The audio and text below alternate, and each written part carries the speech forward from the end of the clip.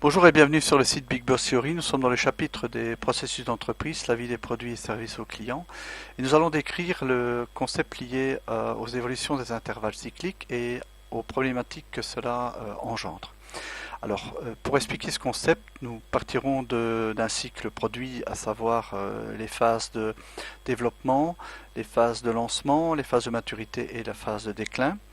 Alors, ce qui se passait anciennement dans les entreprises, eh bien, c'est qu'on attendait la fin d'un produit avant d'en mettre un nouveau en œuvre. Alors, le souci que ça présentait, c'est qu'entre donc la phase de lancement de l'ancien produit et la phase de lancement du nouveau produit, eh bien, il pouvait se passer une plus ou moins grande période.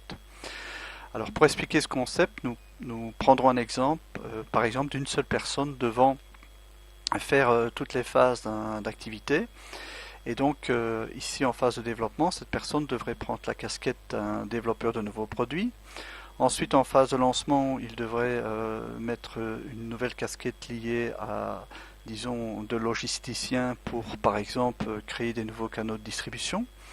Ici, il devrait mettre sa casquette d'analyste afin de garder, si on veut, la rentabilité des produits, afin de surveiller la rentabilité des produits.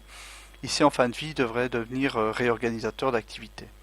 Et donc, pour ensuite redevenir développeur, etc. Donc, on se rend compte que la flexibilité et les compétences de cette personne devraient être énormes.